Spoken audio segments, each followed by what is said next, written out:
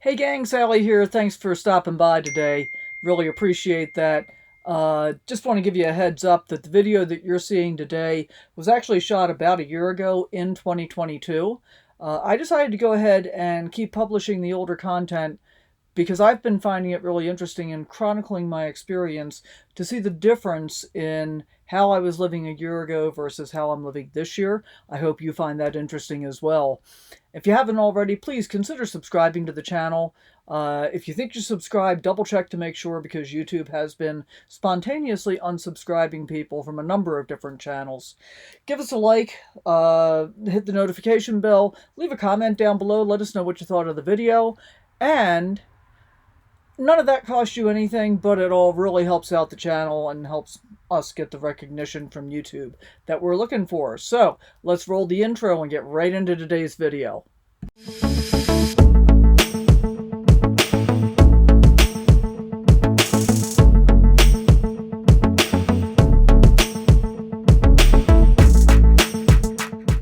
I'm here in Red Bluff. I broke camp this morning, came down to go to the gym.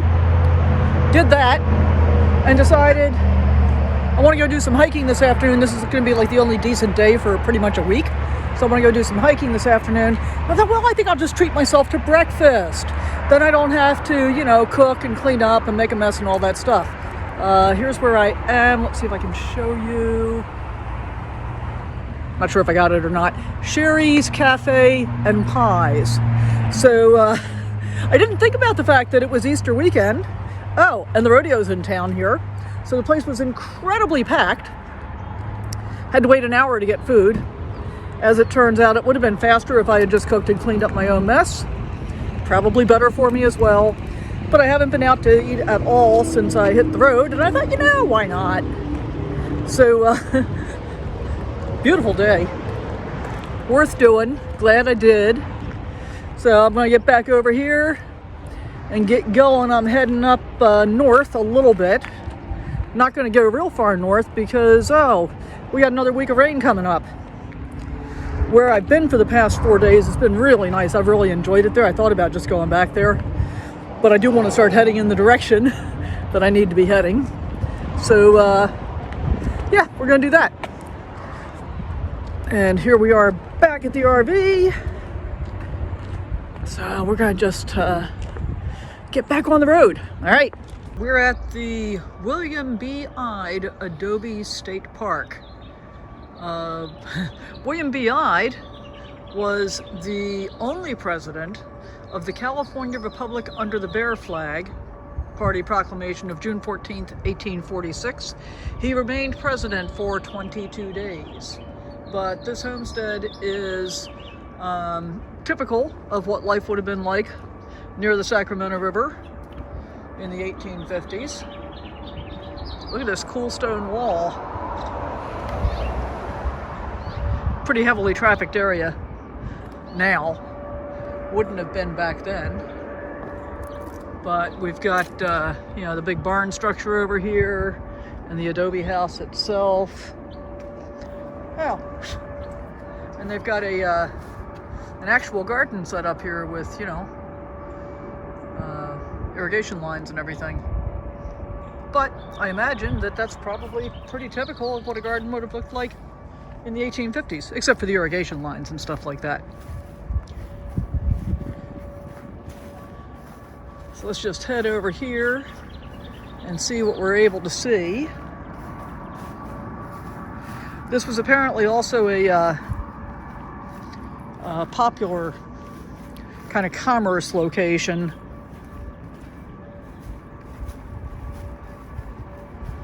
Because there really wasn't much of anything else around. All right, let's take a look inside. I'm not sure if you can see. You can see out the other side. Yeah, there's a table and benches in there. Can't really tell what else, but it's all closed up, so we can't go inside. Got some old implements. Wow. Look at that shake roof. Yeah, shake roofs, not so great in fire country.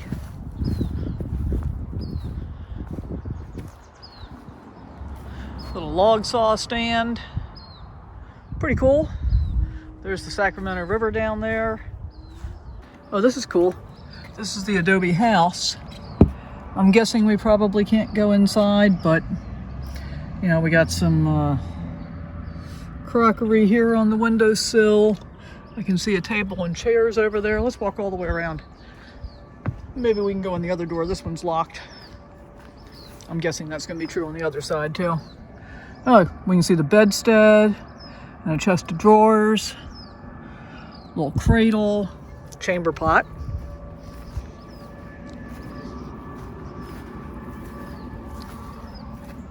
And candle lanterns in every window. That's interesting. Cool. Very cool. Yeah, this door is locked too. And I got the sun behind me, so I can't get anything there.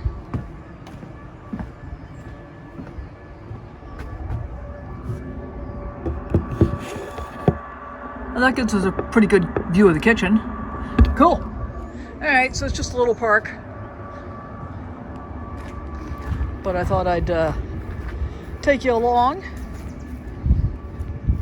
Let you see what that's like. Got a couple of shed buildings over here. But everything's all locked up. I'm guessing that's the outhouse.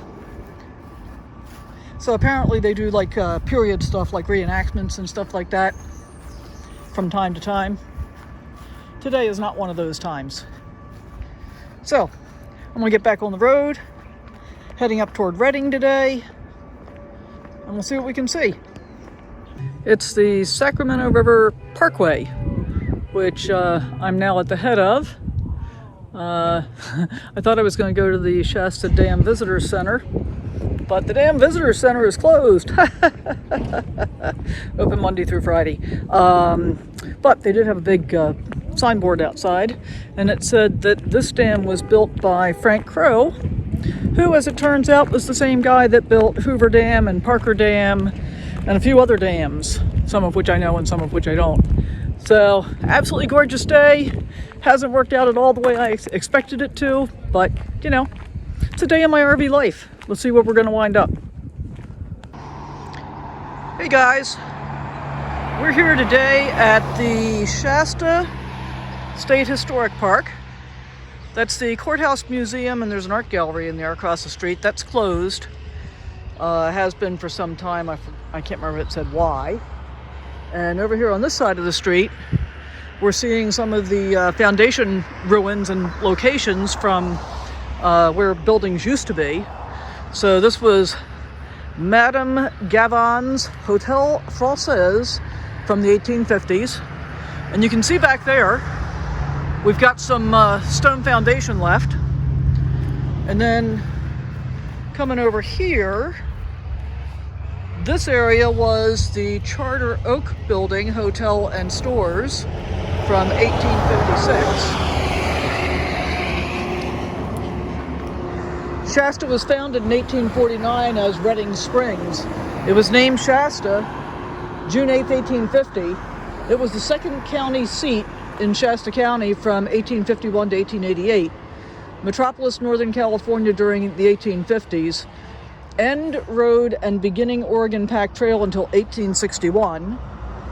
Present home to the Western Star Lodge No. 2, whose charter brought across Plains Peter Lassen Party, 1848. Shirtlift House built in 1851. Business section destroyed by fire in 1853. And the Shasta Courier was founded in 1852. There's actually a lot of stuff on the website for the historic park that's pretty interesting about the history. This was a gold mining town. And right here, we had the J.A. Downer hardware store, circa 1855, with some lovely poppies in front of it. I don't think they were there in 1855. And we're going to continue on down here. We got a few more markers, And then we've got some buildings that are still standing. So we'll take a look at that real quick. Not a whole lot here, but if you're going to be in the area, I think it's probably worth a stop. This is John Klott's Meat Market from 1855. And, oh, look at the stairs going up the hill behind the building there. Huh. Interesting.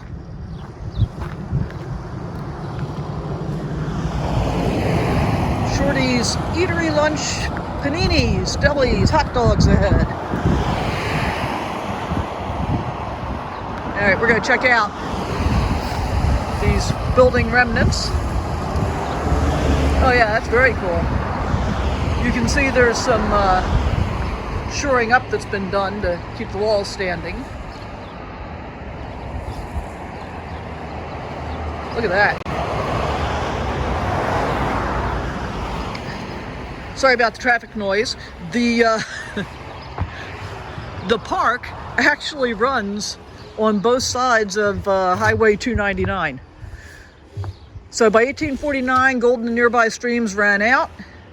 Miners moved to sites in the Siskiyou and Trinity Mountains known as the Northern Mines, while other California gold rush towns died when their gold source disappeared. Shasta thrived by becoming the main supply center for the northern mines. Shasta was as far west as stagecoaches and freight wagons could travel. Miners working in the northern mines relied on pack trains of oxen, mules, or horses to bring them their supplies. The starting point for the pack trains, Shasta was known as the head of woe navigation. By 1854, it was home to California's longest row of brick buildings north of San Francisco. Bakeries, saloons, hotels, banks, grocery, and clothing stores were just a few of the businesses. The location here was the key to the success. Pearson Redding found gold in the nearby Clear Creek in 1848. By the summer of 1849, several hundred were camping at Redding Springs and panning for gold. Wow, pretty cool looking. I think that's an interesting claim to fame, that it's the longest row of brick buildings north of San Francisco.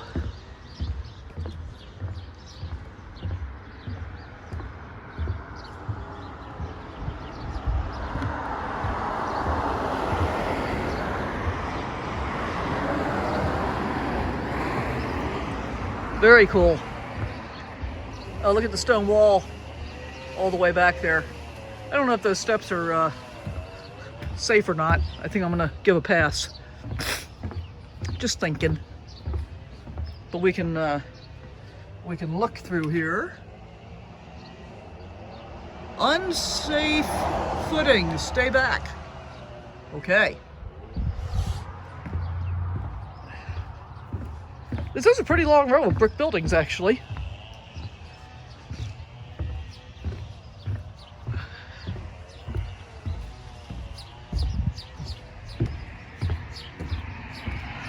And of course, part of what happened in so many gold rush towns is once the gold was gone, the town was gone, because there wasn't anything to stay there for. So the fact of keeping the northern mines supplied is pretty cool. Yeah, this is a lot of brick. So then this makes me wonder, did they make brick nearby, or did they bring it all in? How did all this brick get here?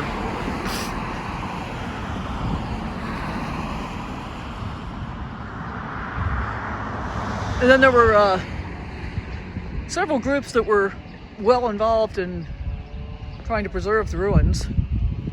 One of them was a woman who I think it was in the 1920s,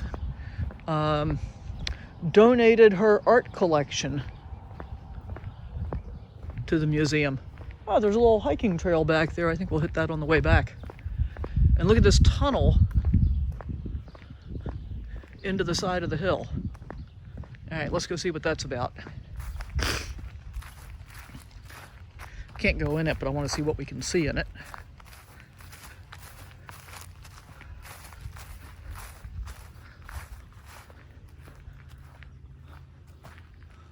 Ah, cold storage room. The butcher shop stood on this site. It was a wood frame building built in 1855. The establishment, known for a while as the City Meat Market, was destroyed by fire in 1878. The cavity in the hillside was the cold storage room. Snow was brought down from the mountains and used to keep the meats cool. Each year after the first frost, the 10-foot by 14-foot dugout was used as a smokehouse for a month or so. Interesting. Looks like a fair amount of it has collapsed. I don't know if I can get you... Yeah, there we go. So you can see that there's some hillside that slid in there, but you can see it goes back pretty far. Very cool. Okay. I think this down here, that was bad English. I think this set of buildings down here probably includes what was being advertised as the lunchroom, but we'll just take a walk down and see because it's more old buildings.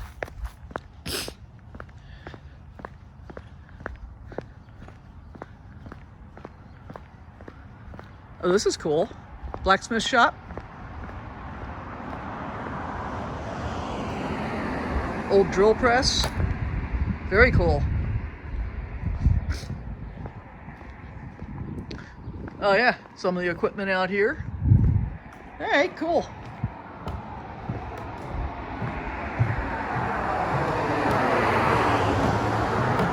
Oh, this was the Lich store. So, no lunchroom today. Only open Wednesday to Saturday. But that's definitely one of the old buildings. All right, hope you enjoyed coming along. I had fun. I'm gonna maybe go up the little hike behind the buildings, see what's back there, and then I'll get a move on. I'm not sure exactly where I'm gonna wind up today, but planning to go to Whiskeytown. There's some historic stuff there I want to check out. And I think I'm probably going to wind up in Weaverville. That's what I'm thinking. Well, this is pretty spectacular, even though it is cloudy and overcast. Beautiful. We are at Whiskeytown Lake. So, Whiskeytown Dam was dedicated by President John F. Kennedy on this site, September 28th, 1963. And this is the memorial plaque that was donated by a committee of citizens from Redding, California. And here we get a pretty good view of the dam. I don't know how I missed it when I was driving over the dam the first time, but that's okay.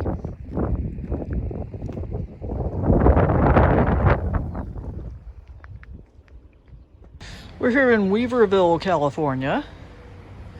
Did you know that Weaverville had a pretty substantial Chinese population? Well, they did. They came here for the mines. That's the visitor center. Unfortunately, it's only open on Saturday and Sunday, so we're not going to be able to get a tour or get in to see.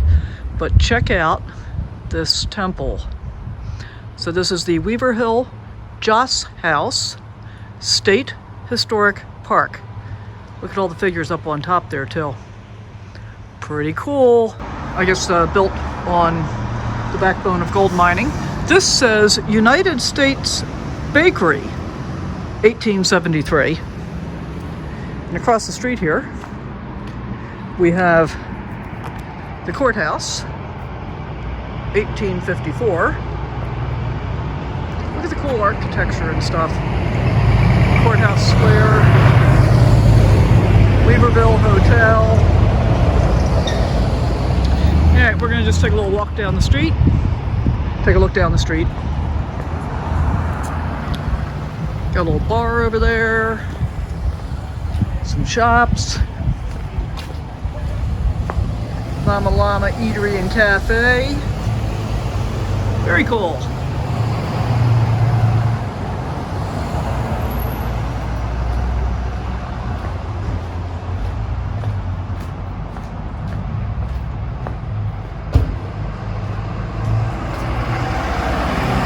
Pretty cool little town. Hey, thanks for hanging out with me. Hope you enjoyed this video. If you did, I'd appreciate it if you subscribe, hit that thumbs up button, and always remember to sally forth, live your best life, go out and adventure in whatever way works for you.